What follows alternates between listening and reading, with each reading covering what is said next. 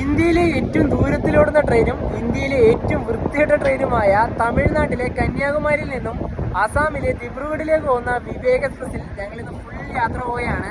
അപ്പോൾ 3 നൈറ്റാണ് ഈ ട്രെയിനിൻ്റെ അകത്ത് നമുക്ക് കിടന്നുറങ്ങി പോകാനുള്ളത്. അവിടെ എത്തുമ്പോഴത്തേക്ക് എന്താവുമെന്നൊന്നും അറിയില്ല. യാത്ര തുടങ്ങി 2ാമത്തെ ദിവസമായതേ ഉള്ളൂ. വാഷ് ഏരിയൻ്റെ കോലം കണ്ട മുഴുവനും ബ്ലോക്കായി. ഈ കുട്ടിയൊക്കെ ചവച്ചതിലേക്ക് കുത്തിയിട്ടുള്ളൊരു അവസ്ഥയാണ്. ഇത് 3rd AC-യിലത്തെ സിറ്റുവേഷനാണ്. അപ്പോൾ സ്ലീപ്പർ ക്ലാസ്സിലത്തെ അവസ്ഥ പിന്നെ പറയണ്ടല്ലോ. വിവേക് എക്സ്പ്രസിലെ സ്ലീപ്പർ ക്ലാസ്സിലത്തെ അവസ്ഥയാണ്.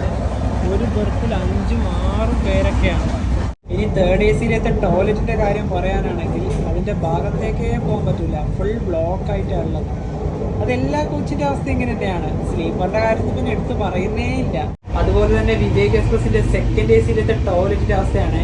ഈ ടോയ്ലറ്റിൽ പോകുമ്പോൾ നിങ്ങൾ ഇതിലത്തെ ഈ കപ്പ് യൂസ് ചെയ്യുന്നവരാണെങ്കിൽ ഇതൊക്കെ ഒന്ന് ശ്രദ്ധിച്ചോട്ടാ. ഇതിൽ യാത്ര ചെയ്യുന്ന പലരും ചെയ്തു വെക്കുന്നൊരു മോശം പരിപാടി ഇത്. നേരെ ടോയ്ലറ്റിലേക്ക് ആ ഒരു കപ്പ് ഇട്ട് വെക്കുക. അതുപോലെ തന്നെ ഇത് ബയോ ടോയ്ലറ്റ് അല്ല. ഇതിലത്തെ വേസ്റ്റ് മുഴുവനും പോകുന്നത് ട്രാക്കിലേക്കാണ്. ഈ വിവേക് എക്സ്പ്രസിനെ നമ്മൾ മലയാളികൾ കുറച്ച് പേരിൽ വിളിക്കും. ഒന്നാമതായി ദുർഗന്ധ വണ്ടി, മറ്റൊന്ന് തമ്പാക്ക് എക്സ്പ്രസ്, പിന്നെ ഒന്നുള്ളത് ബംഗാളി വണ്ടി. ഈ ബംഗാളി വണ്ടി എന്ന് പറയാൻ കാരണം നമ്മുടെ നാട്ടിലേക്ക് പണിയെടുക്കാൻ കുറേ ആൾക്കാർ വരുന്നുണ്ടല്ലോ.